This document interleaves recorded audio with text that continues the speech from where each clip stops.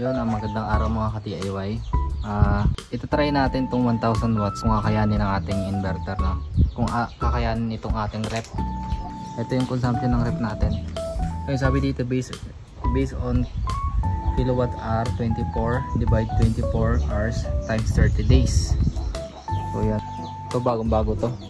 Yan yung wire natin. Yan. So subukan natin kung kakayanin itong ating inverter. So 500 continuous power naman to. Yan. Tapos ang battery natin 36 Ah lang. Tapos may watt meter tayo para malaman natin kung ilan yung consumption niya. So ito, hindi ko muna kinabitan ng solar panel. So ito lang muna yung natin. So there yung voltage natin 13.4, 13.4, yan 13.3. So may harvest tayo na 6.3 amps. So ngayon, makikita na rin natin kung ilang watts yung magagamit natin. Yan, connected naman siya dun sa rep. Then ito try natin i-on. Ito yung switch natin ng AC. So makikita natin yung pan, hindi pa naman naikot. Yan. Tingnan natin consumption niya.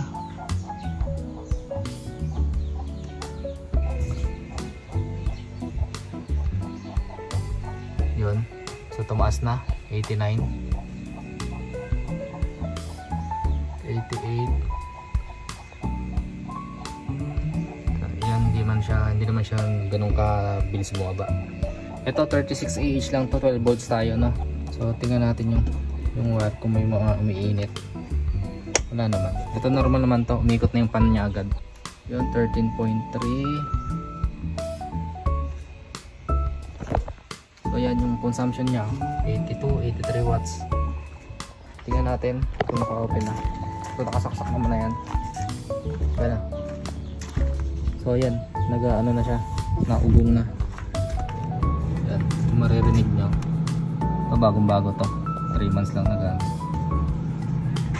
Yan, nalamig na rin siya. Yan.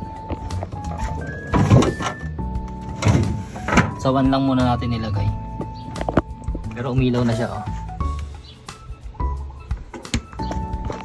Subukan natin hanggang mamaya patuloy na alalamig siya.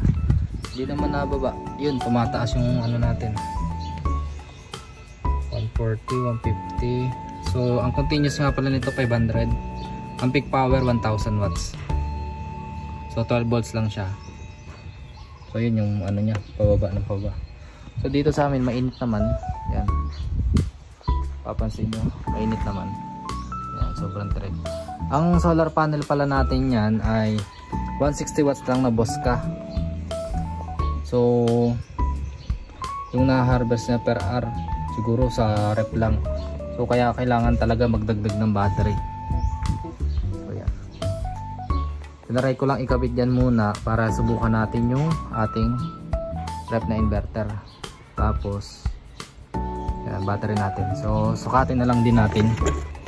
Sukatin lang muna natin. Yan yung consumption natin, 145. So i-check lang natin yung battery.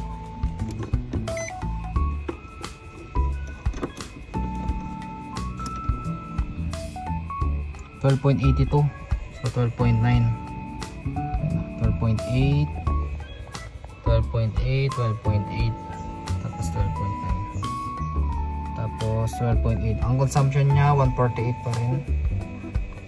So dito nag-ikot na agad yung pan niya. Naka-on na yan.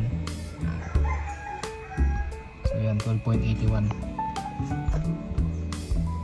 So i-check lang natin kung may mga umiinit na wire. Pero malabo naman siguro to kasi makapal yung wire na gamit natin. Siguro iinit lang yan pag umabot ng 500 watts ang ating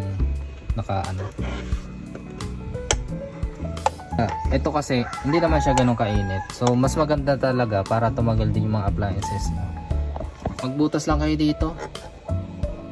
Yung maliit lang, tapos lagyan nyo yung pan na maliit. Kahit dalawa o isang malaki dito sa gitna. Para talagang yung init niya ay hindi ganun kainit.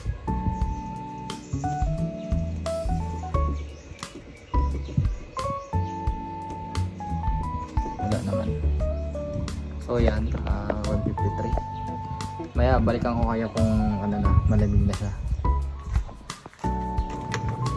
Oh, malamig na siya. Malamig na. Ito rin. Yan. Tuloy-tuloy.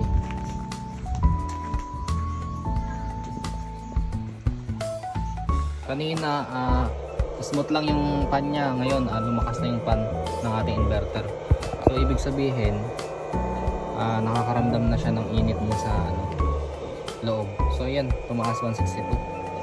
Mas maganda palamigin mo lang muna yung ref, kasi pag bukas ng bukas lagi nataas yung wattage niya kasi nababawasan yung lamig sa loob.